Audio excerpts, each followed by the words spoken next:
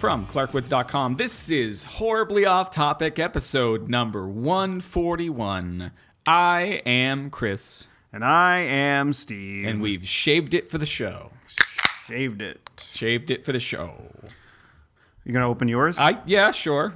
I was saving it for the show. I even deturtified it for you. You did. I'm drinking, let's see. Well, you're drinking your usual Narragansett. I am drinking Narragansett Presents Dell's Shandy. It's refreshingly different beer. Sold on merit. Beer with natural lemon flavor. Alcohol 4.7% by volume. 1 pint, 16. I can't do that. We're not doing an ad for them. But we just did. But there was a time on the podcasts that I was listening to with regularity that they were all doing this ad read for MeUndies? No. See, we listened to different. You would say that when we first started doing this show. You would reference MeUndies. MeUndies or Stamps.com or. And these are not ones that were advertised on any of the shows that I was listening to. The Casper mattress? Casper was. Or Lisa mattress? Casper was cross. Casper was everywhere. Squarespace everywhere. Yeah.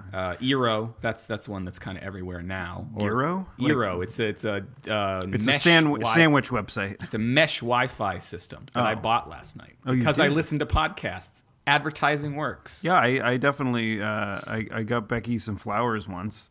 Yeah. When you signed up for Blue Apron, did you do it because of a podcast? I think we used promo code BURR for 10% off your first purchase, or whatever the fuck it was. But I definitely I did that with Pro Flowers. That is not very lemony. I just had a sip there.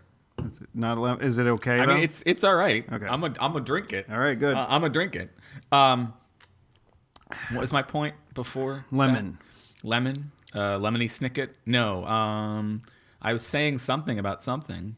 I don't know. Advertising. Oh. So yeah. So when the podcasts that I listened to back in the day, they were doing, not even that far back in the day, last couple of years. It was for one of those stock trading things. It's not really a stock trading thing. You would basically invest a certain amount of money in it, and it would try to make you money on sort of micro stock transactions. Micro penis. Yeah. So they would have to read this disclaimer at the end, and they would try to do it as quickly as possible while enunciating all of the words. Do it like John Machida. The Micro Machines man? Micro Machines guy, yeah. And sometimes they did it. In fact, they got to a certain point where some of them were artificially speeding it up to really capture the feel. But I never invested. We should do a 2-hour show one time and just speed it up to an hour. I'm sure that people would love that.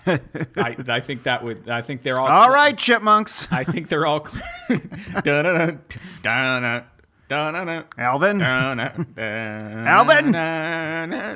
Alvin. I know they made other songs, but that's literally the only one I can remember.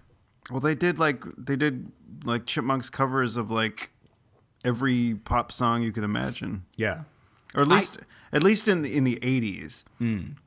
From what I remember of the Alvin and the Chipmunks show, and I remember the movie being really good. An animated movie, film, not the one that was the one with Jason Lee. Yeah, no. And their 3D. The animated film I recall being there was some diamond thieves or something. There's always, you got to up the ante when you get to film. From what I remember, there was diamond thieves, and they had all these chipmunk dolls. Yeah. And so the chipmunks and the chipettes were in a balloon race. That sounds familiar. Across the world. Mm-hmm. And they were basically delivering diamonds in these little chipmunk dolls. Did they realize they had the diamond? No. Oh. Until later on in the film, and then they were like, holy crap. And then we gotta stop delivering these things. And then Dave was on vacation in Europe.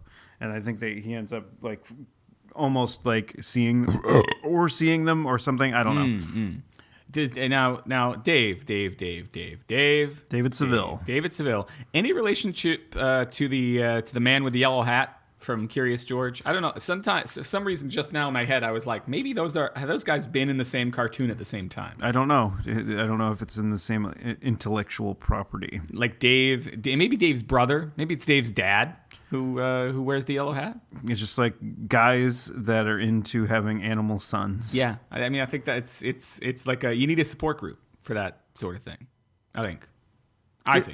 But the thing is, like, that was a great little story, or at least I recall really liking it. I think I had it on taped off a Disney Channel. Oh, the Alvin and the Chipmunks movie. Yeah, I remember enjoying it and watching it on more than one occasion. I'd have to like go back into it to watch it as an adult to see if it's still good. Yeah, still holds up. I'm not sure. I remember the animation being pretty like. Yeah, well, I mean, when you get to that's the thing. Did you then watch episodes of the TV show after you'd watched the movie?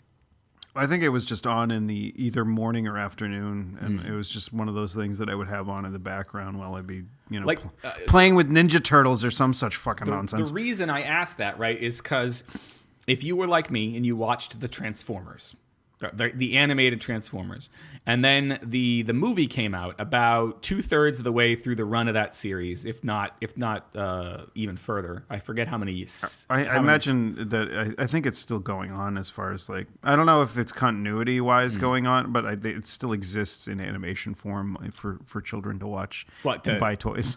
Well, yes, different versions of it, but that sort of original canonical Transformers series. If you watched all of it and then you waited for the video to come out because you weren't cool like your friends and didn't get to see it in the theaters, and your friends made fun of you for it. Not that I'm speaking from personal experience.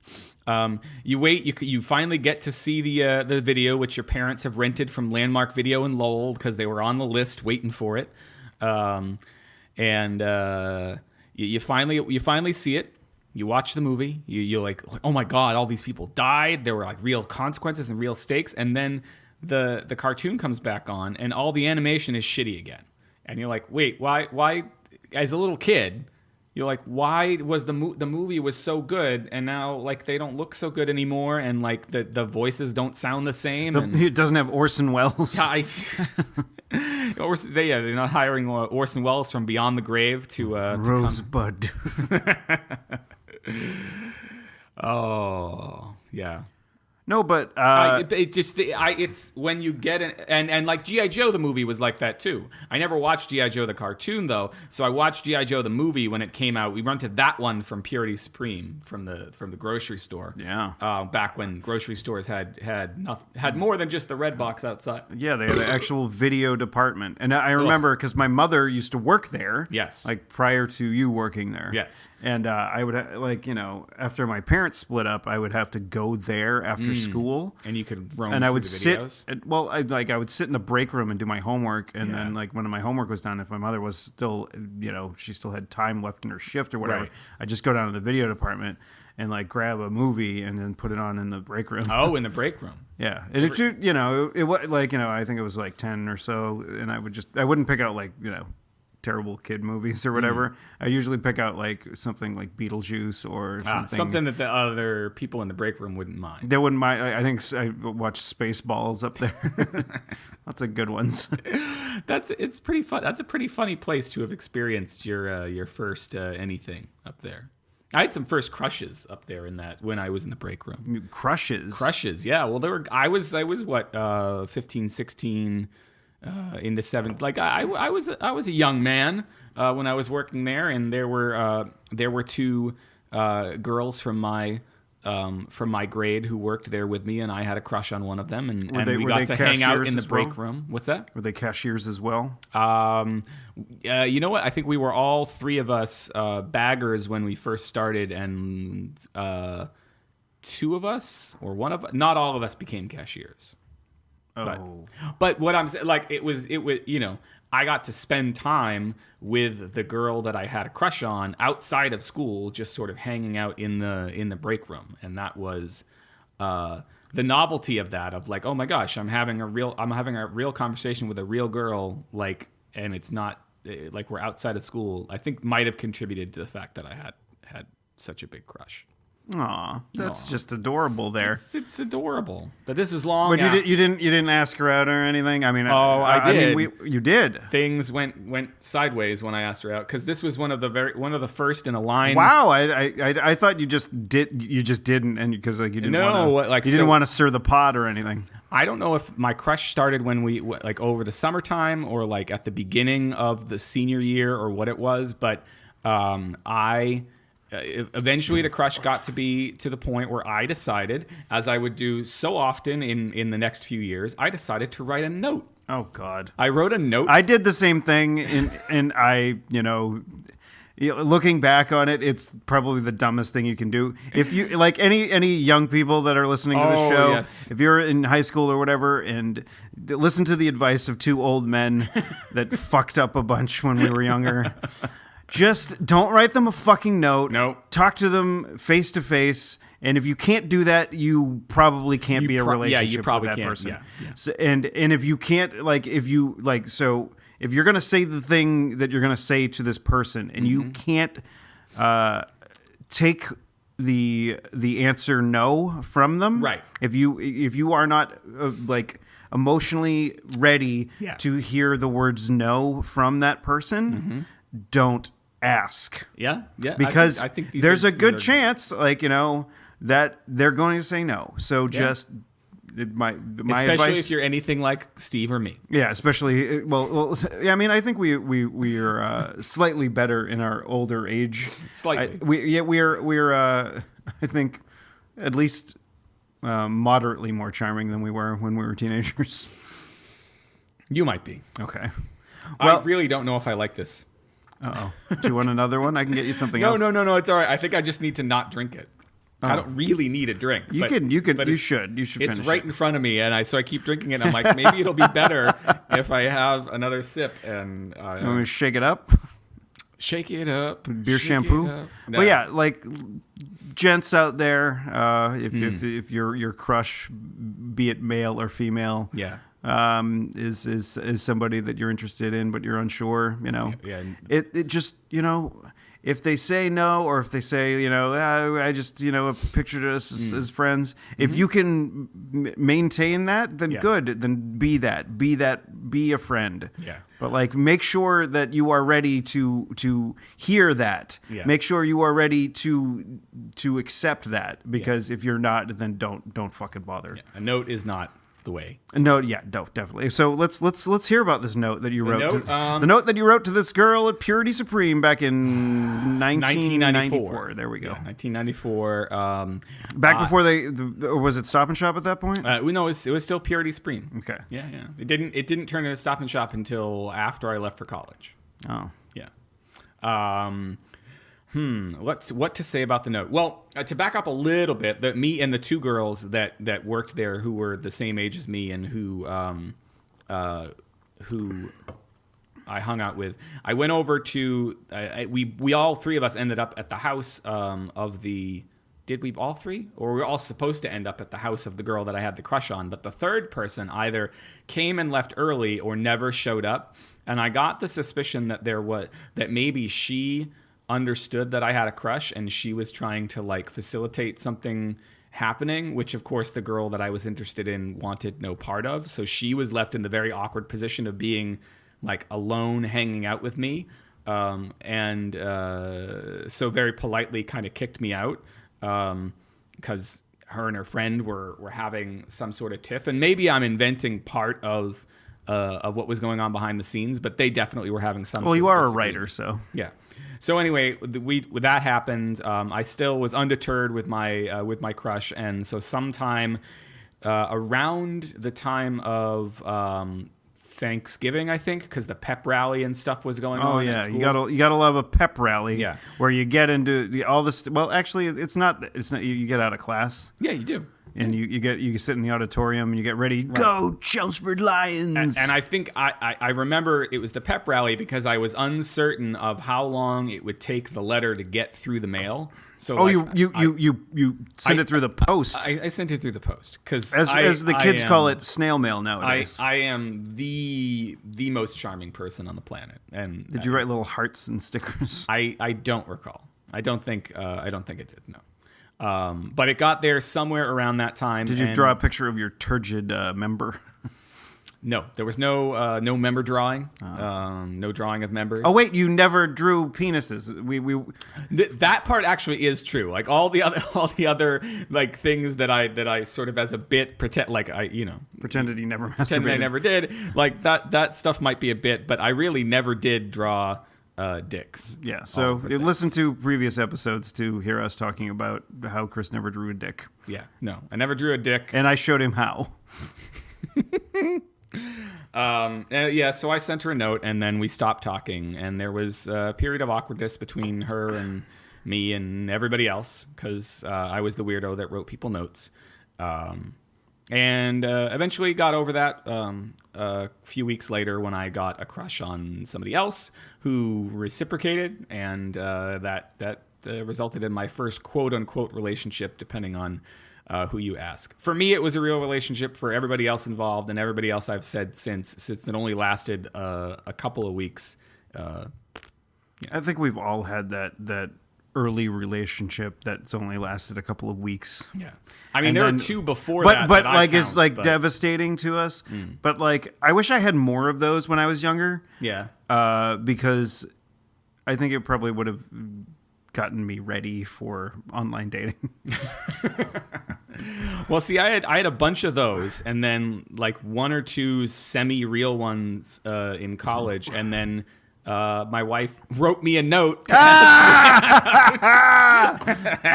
so you guys were meant to be about whether or not the same thing advice we've been giving for dudes holds true for women. I don't know. I don't know.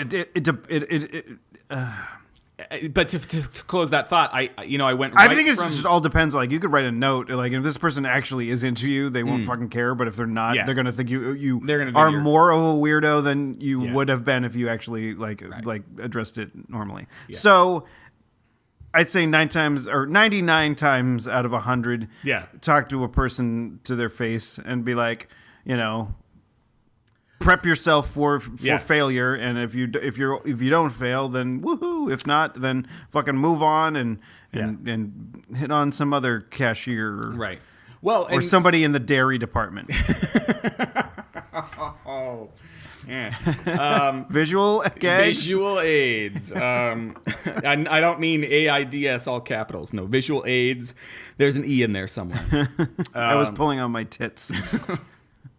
But see, the thing is I jumped right from quasi not real relationships to a relationship that has now lasted me for nearly 20 years. And so what I wish I'd had more of was the one night stand, the like completely ridiculous, just fucking around kind of relationships. I mean, all around me, I had friends who were not necessarily even one night stands, but were like having little flings with each other, and everyone was hooking up with everyone else. I was in a band where like there were 2 or 3 girls who hung out with the band, and I feel like they slept with or like made out with everybody else in the band except for me and the girl in the band.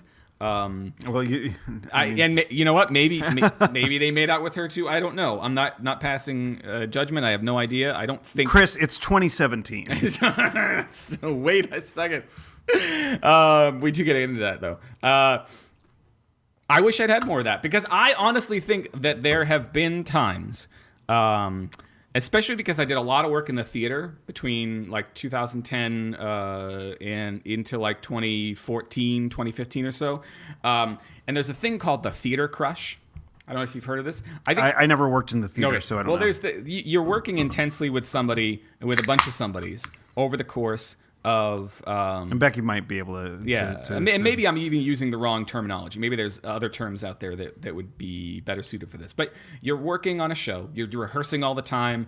You go into Tech Week where you spend basically 7 nights in a row perfecting the show, and then you do like 3 nights of performances, and it gets to be very intense relationships. And I think there have been times where, despite the fact that I was married, there were people who developed theater crushes on me, and I had no fucking clue.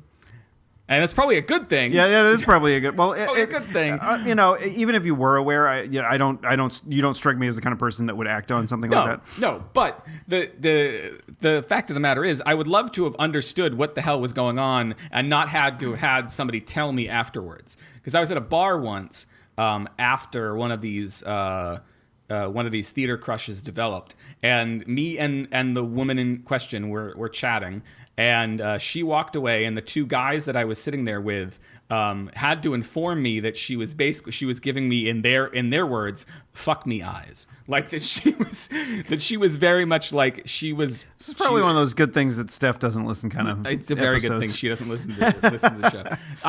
You have a couple of sips of the shandy and you're all fucking spilling your guts.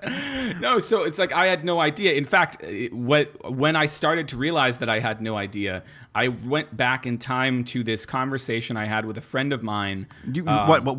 Hold on, but you have a time machine? I have a time machine. It's called my brain. Oh, that kind of went back in time. I went back in time in my brain, and I remembered this conversation I had with my friend Suzanne. Maybe I shouldn't have said her name. Did you say her last name? No, I did. Okay, so my friend Suzanne and I. What's her last name? I'm not saying her last name. I've not had that much to drink. I want you to have to beep things again. I'm not beeping things. So Suzanne and I, this is after another time that I wrote somebody a note, and it went really poorly, and it's like this. It's like around this time. It's about April, May of my sophomore year of college. And you still hadn't given up on notes at that point? I had not given up on notes. I finally did then. I gave someone a note, and I was like, I don't know what the fuck I'm doing. Why is it that nobody's ever had, I have crushes on everybody. Why, I say to Suzanne, and I said, why is it that nobody's ever had a crush on me? And Suzanne says to me, she's like, well, maybe people have had a crush on you and you just haven't realized it. Because you're kind of oblivious. Yeah. And I thought back to that at that moment, and I was like, oh my gosh, maybe she's right. And then I also thought, like, oh shit, was she trying to tell me something then? I don't know. But everybody from those days is now happily married and then divorced and then happily married or involved in relationships again. So I don't know. One day I'd love to sit down with some of the women that I knew then, who I'm all mostly friends with now, and ask them. But I think that we would could be have them on the show. We could have like a classic, like you talking to people from your college years. Who had crushes on Chris? Big fat. Not necessarily that, but like talk. I want to hear some stories from somebody else, like about from me? Somebody else's perspective, like from like Chris in college. Because I mean, like the only like time I really think I had much experience like being around you, because like in high school, like John and I were always at the house, right? So so I saw you a lot before you trudged upstairs in a mopey mood, or I was trying to get you to give me a ride home. Yeah. So and of course we've had guests on the show, but they've mostly been guests from your life. So I guess it would be interesting to have somebody on. Talk to somebody. I mean, I imagine it would be hard to have John on the show. Brother John or friend John? Well, no, we've had Brother John. Oh, that's on right. The show. It probably would be. Although if we could like Skype him in, we could probably get. Well, isn't it? Well, yeah, we'd have to. Well, actually, on a Sunday, it wouldn't be that bad. He keeps weird hours anyway. When he and I were recording our show, Generation Goat, back in the day. Who's calling? Somebody from Hingham, Massachusetts, in theory. But they're not really from Hingham. They're a salesperson trying to get me to pick up by using a 781 number. Really? Yeah, spoofing. I mean, want me to pick it up? No, don't pick it up. Answer it live on the show. Well, if you're going to do that, you'd have to say, you are on the air. Yeah. Hello, you're on the air with Horribly Off Topic. Because next time, if it happens again. Because then, we are at least legally okay with the fact that, we can have their voice on the air. And yeah. Okay. Yeah. You've reached Horribly Off Topic. You're on the air. You're on the air. So people know that if they say something, that other people are going to hear it. Right. Yeah. Well, and not just the person that's on the other end of the phone. Yes, on the telephone. That's why, if you and then I definitely I did my killer at large moment. where that is a for ya. fucking wicked local reference. Where I was just kind of exposing prank phone calls on your show. No, on the radio. Mm-hmm. Well, no, not on my show, like okay. back in college or anything, because I stopped doing them. Yeah. Because like somebody else got in trouble for doing them. Oh, okay. Yeah. So prank calls that are like, if you listen to like, I don't know if they do it anymore. Like it's been a long time since I've listened to like a morning zoo type radio show. In fact, I don't think I have in a very long time, but occasionally, like back when I used to work at a couple jobs ago, the women I worked with, they would listen to some morning zoo and and whatnot, and they would do like prank phone calls every once in a while. They call them like jam scams or something like that. And it was like it was a prank phone call, but like I think FCC regulations said they were like, you can't fucking do this anymore. Yeah, you cannot have prank phone calls on the radio. And so basically every time you hear a prank phone call on the radio, it is 100% fake. Yeah. It is basically them pranking somebody who works in the sales office or somebody else that works at the fucking radio station. Right. And they're also I think they did this one called War of the Roses, where they call up, and I did air quotes there. Yeah. Somebody. I could hear the air quotes in your voice. Okay, thanks. They call somebody up, and they ask the person. So basically, there's this woman on the line. Is her name Rose? No. There's a woman on the line, and they're calling up her husband or spouse. Is his name Rose? No. They're calling up her significant other. Yeah. And whose name is Axel? No.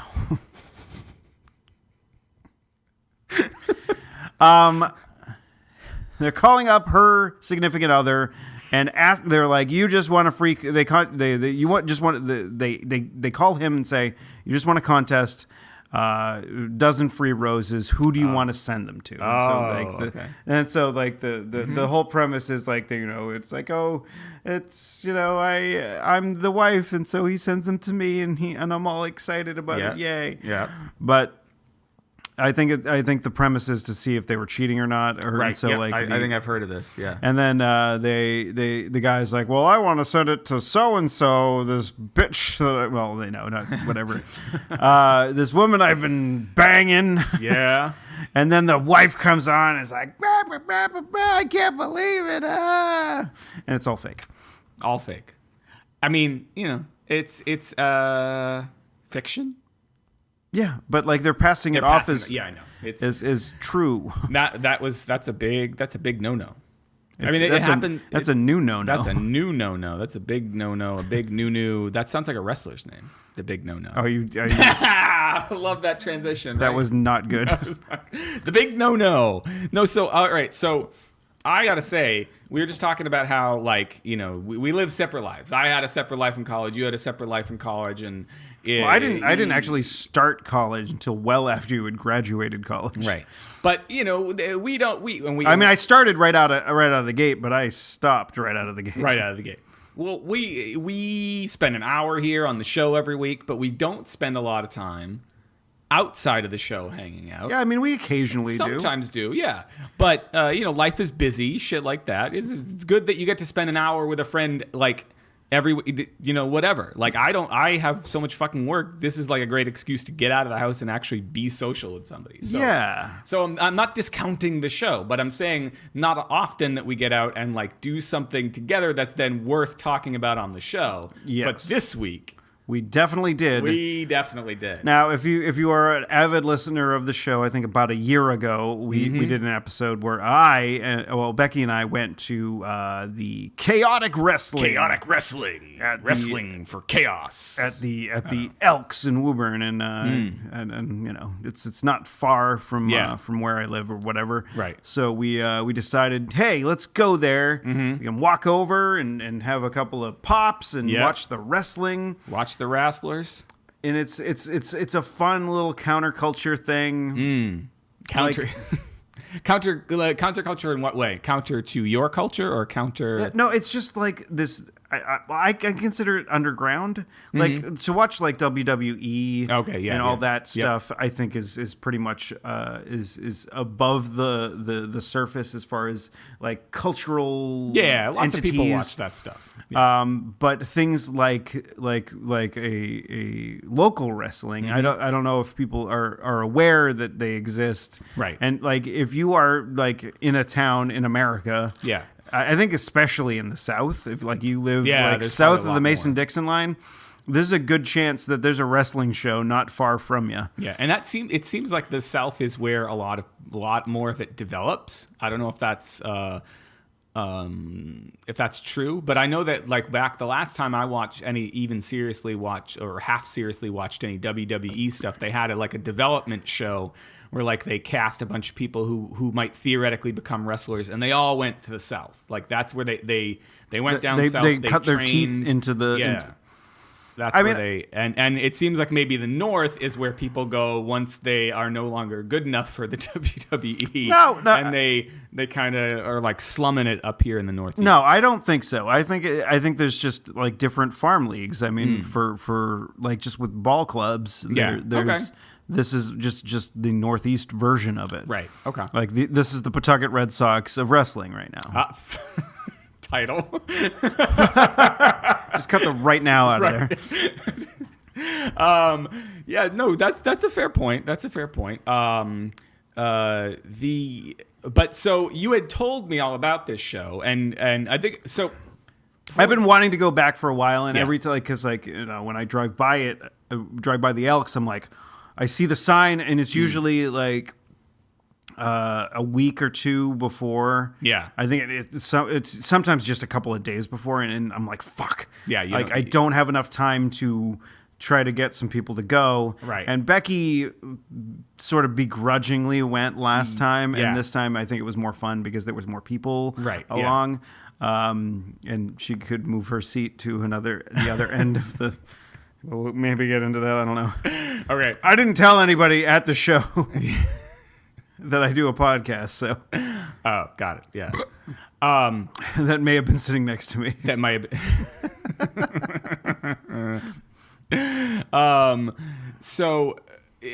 But what was your wrestling experience like seeing wrestling live prior to last year when you saw this for the first time? Like, I think I went to one show at the Garden, like back when I was like 10 or 11 years old. Yeah. Yeah. And that was it. Yeah. Oh, yeah. And we talked about this. That was maybe not here on the show, but we've talked about it. You went around the time of No Holds Barred. Yes. And Hulk Hogan was wrestling. Hulk Hogan. Terry Hulk Hogan was wrestling Zeus, Tiny Lister, in a cage, as I recall. Because I think you and my brother went, and I think it was a cage match, but I might be wrong.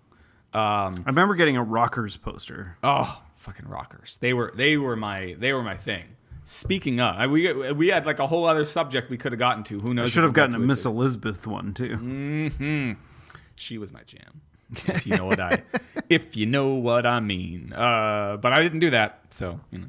All right. So, and my only experience, as far as I remember, was at like the McCarthy, which is the middle school, or the high school gymnasium. Seeing basically the equivalent of like chaotic wrestling in like the late 80s, early 90s. That was my only experience before the other night. I've never seen a big show live. And it was something. It was funny because like a lot of like there was, what was it? One of the guys that was named Flip Gordon. Flip Gordon. Yeah, he flipped his goddamn pants off. I don't know if that was me that said that or somebody else that said that. But that sounds like something I would say because he definitely flipped his goddamn pants off. It was hilarious. So Flip Gordon, like. I imagine he would do better in a fucking room that didn't have a drop ceiling, an inch away from the fucking top rope. Yeah. It was that he did his best. He was pretty good though. They had a couple of those matches where they had a sort of more lithe, limber, smaller dude against some bigger, heavier dude who obviously wasn't in as good shape, but like had the meat on him to if he could catch good old Flip Gordon. Flip Gordon. If you could catch good old Flip Gordon, he was gonna destroy that guy. I think the other guy that fought Flip Gordon in the match that we saw was named Brick something. Yes, other. and that was part of your confusion. That was part of my confusion because people were yelling. The crowd Brick. were yelling either Brick or Flip, and all I could make out was that vowel in the middle, and I was like, who are they cheering for? Are they? It was back when Lou Merlone used to play for the Red Sox, or Kevin Youkilis. People would go either Lou or you. Right. You're like, what? And then if it was a national broadcast or whatever. And the guys would be like, "Well, you guys, you gotta realize they're not saying boo, they're saying uke." Uke. Yeah. It was a little like that. I was much more comfortable with the guys like was his name Casanova? I don't know, but the dude behind me was cheering Cheater Nova, and then like what you would expect is if you were in like a big stadium, that would have been followed by like that, right? Sorry, I realized Becky's probably trying to take a nap, and I like halfway through, I was like, I need to be less loud. That's fine. But like if you were in a big stadium, there would have been like that stomp, stomp, stomp, stomp, stomp. But we were just at the Elks Club. We were at the Elks, and almost nobody heard it except for me because he was right fucking behind me. But like, no, I heard him. Like I was pretty close to where you were. At least then. I could, but I think the problem with a lot of them, like if you were like a person that goes once a year, which is what I am currently, right? Yeah. Like you don't know who the baby face is in the wrestling terms, or you don't know who the heel is, right? And so. Like you kind of gauge by the audience who who it is, but then like a lot of times I had no idea. Yeah, it was. So I'm like, who am I supposed to root for? And like, so I went with my gut instead of like listening to the crowd, which is what you're supposed to do. I mean, there was a young man, a boy, if you will. Oh God, that fucking kid who was off to our left, who was very engaged, and I tended to, when I didn't know who to root for, I tended to look at him and see what he was doing. He was up on his feet the whole time. I think his dad or his grandpa, whoever had taken him there, was completely exhausted by him by intermission.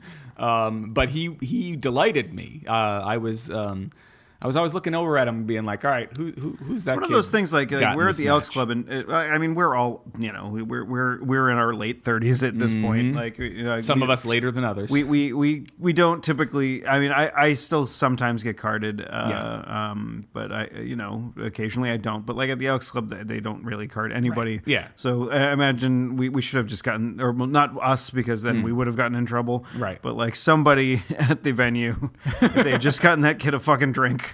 He would have simmered down. He would just simmered down a little bit, and then we could have all enjoyed the fucking wrestling. Or would he have just like turned into like an angry, belligerent? Yeah, maybe. Little Never drunk? mind. Forget I said anything. Don't feed kids alcohol. I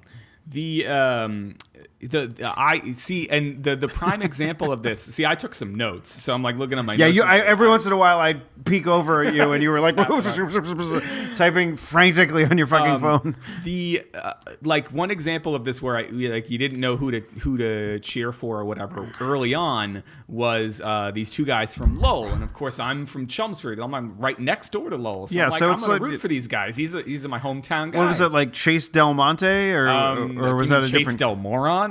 Oh yeah, Chase Del Moron, everything. Dun dun dun dun. Yeah, no, and you never got that, and that's why that kid. I think the kid had a Chase Del Moron sign that he had made himself. Oh yeah, that fucking kid. Yeah, I liked Chase Del Monte. I liked Chase Del Monte too. He was like crazy over the top, and like that's what you need in like that sort of fucking environment as far as the wrestling or the local wrestling goes, because like you need to somehow break out. Yeah. And the guy who was fighting, like Cody Rhodes. He was the special guest. So the special guest, Cody Rhodes. Now, like I was hanging out with Mike again last night. Yeah. And he enlightened me about Cody Rhodes. Cody Rhodes is the son. Oh yes. Of Dusty Rhodes. Yes. The American Dream, Dusty Rhodes, which is why Cody Rhodes is the American Nightmare. Yes. I was like, what the fuck? What kind of name is that? That's a fucking stupid. He also at one point was Stardust. which was Cody Rhodes was Stardust? well, he was Stardust because his half brother was Goldust. Oh. And see, that's the part that I didn't put two together. I was like, did he take? I knew Dusty Rhodes. See, I had looked at when we were at the match. I had looked at my phone just long enough to see the Dusty Rhodes connection, and I was like, I don't think that might be the fucking episode title. I don't know, the Pawtucket Red Sox of wrestling or whatever it was. That's pretty good. So the I had looked at my phone just long enough to realize there was a connection to Dusty Rhodes. I was like, I don't think he's Goldust, but I thought I just read something about him being Goldust. I'm like, so did he take over from like his older brother, or is that guy old enough that? Because the wrestlers or the announcers in talking about him talked about him as if he were the son of a legend. Son of a son. And so maybe Dusty Rhodes actually had a dad who was like way back in the day was one of the original wrestlers. I have no fucking idea, showing the limits of my wrestling knowledge. But yeah, I looked up Cody Rhodes a little bit last night myself because I didn't have no mic to illuminate me. I had to use my phone. We were doing guy talk while we were grilling. We were doing men things. Yeah, I was doing a very manly thing by standing near a grill, drinking a beer while my friend put meat on it. Hey, you know, and not his meat. Is that a euphemism? Nope. Yeah. So Chase Del Moron. I liked Chase Del Monte, and I thought, Yeah. I want to give him a shout out. Yeah. He fucking he hammed it up just He was great. just the right amount. And see, you could tell. See, and you knew he wasn't gonna win. But see, I didn't know that. See, Mike said that to me after, because Chase Del Monte faced Cody Rhodes in what I thought was basically the main event, and it turned out to just be the match right before intermission. Yeah. And so Rhodes addressed that afterwards. He's like, normally the special guest takes off at intermission, like that's why they put it there. But I'm gonna hang out and I'm gonna be in the building. I was like, oh, that's cool. But I didn't necessarily. I mean, I know basically probably he's there to win the match. But maybe if you're talking about this being a farm league or whatever, maybe you bring in a Cody Rhodes to give what's his ass a bump, to give Chase Del Monte a bump. Like let Chase Del Monte win over Cody Rhodes, and that way Rhodes gets to look awesome, gets to up his like heel status by beating the special guest. I thought it could have gone. You mean Del Monte? Yes, sorry. Del Monte beats Rhodes, and gets a little bump. I don't know. I thought that might have been where it was going. I thought so too. But I don't know if I have no idea. Like the way the farm system works is like, is he coming down for like a rehab start? Like I can't do anything but make baseball analogies here. Because like I don't get it. Like I don't know. And it's funny because like they have another show coming up like at LaLasher Park, which is where the Lowell Spinners play, right? Which is the single A ball club of the Boston Red Sox, right? And it's August 19th, which is the day before my birthday, and the $1 Million Man Ted DiBiase is going to be there, and I am seriously contemplating trying to convince Becky to I don't know. See, if we talk about the shit that went down after intermission, I don't know if you're gonna be able to win that fight. Interesting. It'll be different. It'll be an outdoor venue. Yeah. It'll be at a baseball stadium and not like at an Elks Club. So maybe it'd be maybe there'll be less homophobes in the crowd. No, there'll be plenty of homo. There's like you could you won't be able to hear them. Yeah. Well. You want to talk about it? Well, so what I thought was really interesting is like, I think if that event on Friday night had ended at intermission, I would be raring to go again. I'm not kidding. Like if it had ended at intermission, that was like the perfect length for me. That was the perfect amount of like dipping my toe into this thing that I've always kind of still been vaguely interested in since I was a kid, but don't really pay much attention to these days.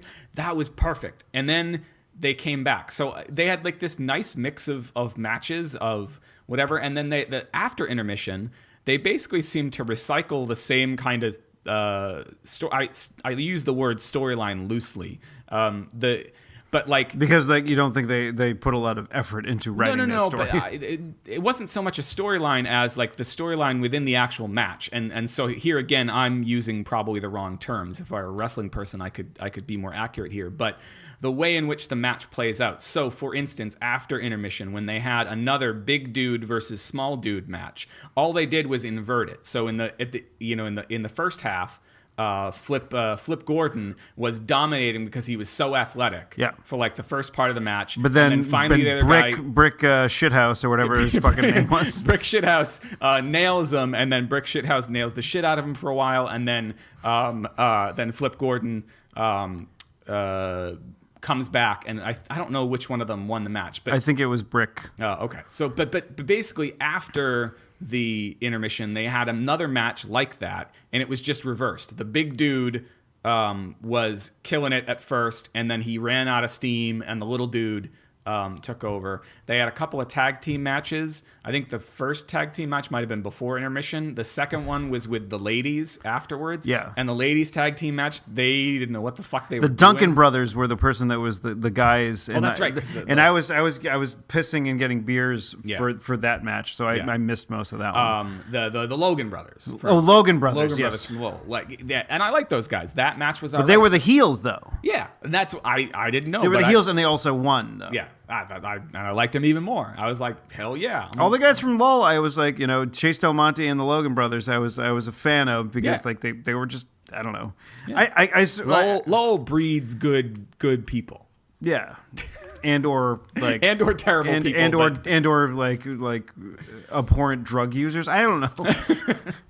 I'm making broad generalizations. Yeah, but not generalizations about broads. Yeah, it's very important. So it was after intermission that a lot of shit so in that woman-on-woman tag team match, it ended with a guy named the Kingpin, who had been ejected from the match earlier, comes back in, and he ends up body slamming not body slamming.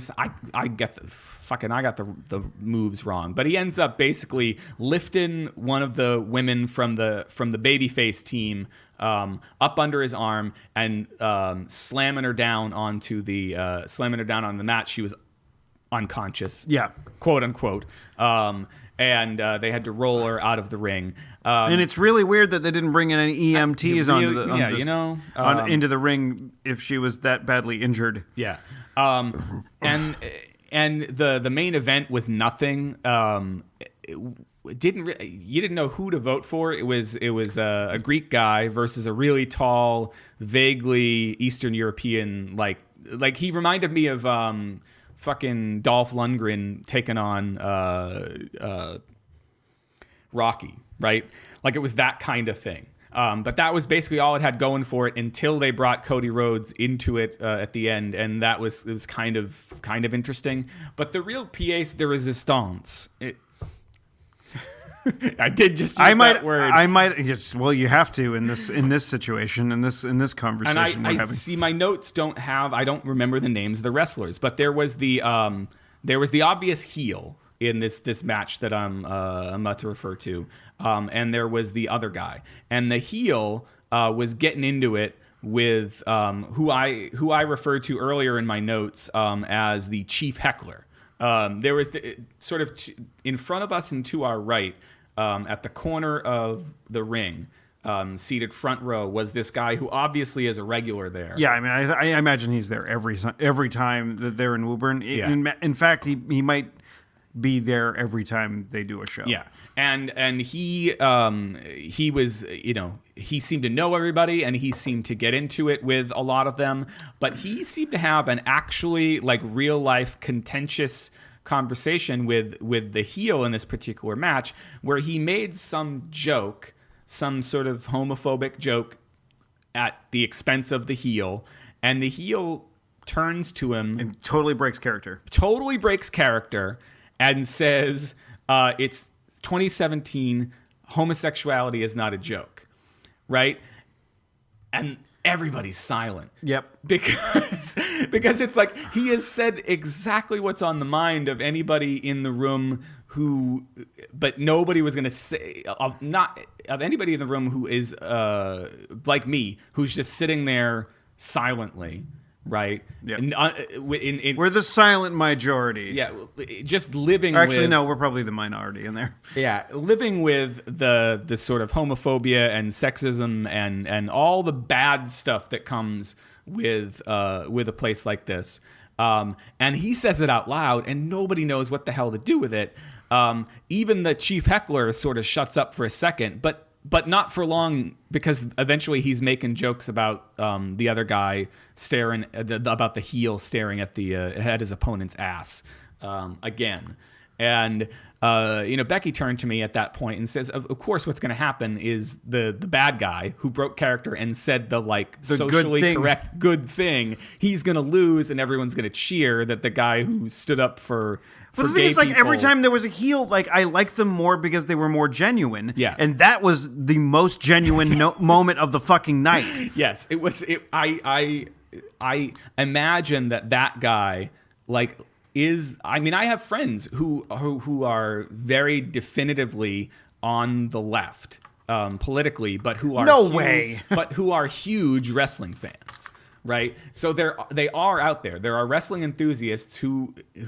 Yeah, I don't doubt that. Sort of because politics. It's entertainment. I like anybody that likes something that is fucking wrestling's 1 or 2 steps away from the goddamn circus, and the circus is full of it's probably run by conservative assholes, but it's full of left-leaning quote unquote freaks. And so here we have a guy who just couldn't take it anymore. And he was mad as hell. He's mad as hell, and he says it right out fucking loud. And man, that was it was pretty great. That was I mean, as much as it wasn't great for wrestling or for the event, but it was the most powerful moment of the evening. Yeah, and then he lost. Yeah, of course. And everybody cheered, except for us, because we were kind of on his fucking team at that point. And then what got extra weird because I think it was right after that match. Was the tag team ladies match? No. But before the tag team ladies match, there was a woman in the crowd, a plant. Who came running out of the crowd and got into it with somebody, and I don't know if there was slapping or punching or whatever involved. Yeah. And then she had to be forcibly removed, and they actually played it up pretty well, because for a second I couldn't tell if she was a plant or wasn't a plant. I'm not fucking around. For a second I was like, is something really happening here? But of course, with the women's tag team match, no stretcher was brought out, no cops were brought in to take her out. Yeah, they, sort of just removed her. So it'd be interesting to see what happens with. I guess it would be interesting to see what happens with that. But I'm probably not going to Lowell or wherever the fuck they're on Haverhill or. The next venue, the next fucking rec center they're going to be at. I mean, so one other thing that I have to mention is that in the row right in front of us, there was a woman with a baby. Yes, and I mean I'm not talking like a toddler. I'm talking like a baby. She was breastfeeding this baby at one point. Was she? She had the the drape that you put over your shoulder. Okay. Yeah. And then at another point, the baby was very small. It was very small baby. And it was sleeping for a majority of the show. And then at one point, the baby was passed on to older sister, maybe. Yeah. And I was just like, do these people ever stop fucking? They had a whole row of kids in front of us. And I was like. There was 10 of them. It was I don't know. I will show my kids some things that they shouldn't see, that might have a little bit of violence or a little bit of romance of the not sex, but romance of the more adult variety. A little bit of maybe aggressive making out. Well, I mean they tend to be embarrassed by aggressive making out, so they'll leave the room anyway. So I try not to. Anyway. I've probably exposed my kids to things that other people would say, don't expose your kids to those things. But that there were this whole row a family and their kids watching this wrestling match, and the kids were into it. Yeah. And again, for the first half of the show, I thought it was charming. Yeah, but then I was like, and then the second half of the show was when like the shit hit the fan, and it got very well, people probably got more intoxicated and started saying things like it's like when like and I don't blame the people that were around me at the time. Yeah. But like it was when I was younger, like going to friggin' Red Sox games. Right. And being like, because we'd go out beforehand, get fucking hammered, and then go and go to the game and double fist like $10 beers or whatever. I think actually they were only like $7 at the time. Back in the day, these kids today don't know. They don't know. Like back, we used to have to pay only $6. Yeah. But I would just be obnoxious, like in the stands. Like, I mean, it's not like I would have good seats or anything. I'd be in the bleachers or somewhere in the right field mezzanine or something like that. And I'd just be obnoxious, yelling at all the players, cursing. Right. But it's part of the all that jazz. And I remember one time we went to the game, and I went to get more beers, and then like the woman that was sitting in front of us turned around and goes, "Can you guys stop swearing so much? It's my son's birthday." Oh no. I was the problem, and I wasn't there to hear that. Right. Yeah. So I get that. I get it. Right. But like, yeah, I caught myself swearing a couple of times, and then I was like, nobody is watching their mouths. And, and I still tried not to. Like more than one occasion, I went, "Oh shit!" Yeah, I think I dropped a number of S-bombs. I tried not to drop any F-bombs, but Anyway, it was an entertaining night for the first half, and then the second half, I was like, I don't know, I'm not sure, but yeah. We got about 4 minutes left. Wow, we don't have any time left. We don't have any time, so no time to talk about the rave you went to in Rhode Island when you were younger, and no time to talk about the New Warriors. I brought the fucking comics out for no reason. Do I have to keep them out till next week? No. I mean, well, maybe. I don't know. I'll just have to keep them up. Because the New Warriors are coming to TV, man, and they were my thing when I was a kid. And so we were going to do a little bit where like we go and I open up my bag and boarded copy of New Warriors number 26. New Warriors number 26, which, looking at that cover, I can tell you what happens there is that Vance Astro has been convicted of murdering manslaughter, so killing his father, who used to beat the shit out of him. And he's been convicted in a trial, and the rest of the New Warriors are not happy about it, so they try to break him out of the big old van that he's in. What? He's in a big old van, right? And they're taking him to superhero prison. And the New Warriors are like, "No, we're going to break you out." And he's like, "No, listen. Guys, like, and he's in a romance with Firestar, the redhead who's on the cover, who was originally in Spider-Man and His Amazing Friends. If you're like, I think I know who Firestar is. There was a good butt shot of her in this particular. There are some butt shots in there. Anyway, so they're all like, "We're gonna break you out," and he's like, "No, I have to do my time. I have to serve. I should not have done what I did. I need to go off and serve my time." And so they all stop fighting the guards. The guards are let bygones be bygones. They close up the truck, and Vance goes to jail, and the New Warriors go off and do their thing. That's how much I know that fucking comic book from like 23, 24. I have no idea. 5 years ago. Well, we'll get into it a little bit next week. Maybe. Also, we'll talk about Rhode Island raves. We'll talk. Yeah. So like if you want to remind us, send us emails to fucking hit these topics because I have been like as a 37-year-old man. You've been to rave. I've been to a rave. I want to hear about this. I have not heard. I am not someone who dances. This is not like a thing that I voluntarily went to, but there was circumstances that brought me to it. Yes. On more than one occasion. So I will partake into the show, and maybe we'll talk about it a little bit. Sounds like a plan. So it's a fucking teaser. We're gonna get people to listen next week, maybe. All right. So like Steve said, if you want to hit us up to remind us of these hot topics, you can send an email to hot@clarkwoods.com, or you can tweet at us. I am at ECC1977. And I am at Tuesday is Loser. That's Tuesday, IS Loser, all one word. Yep. Do you hear the one about the NRA employee who shot himself at their headquarters? No, but that's great.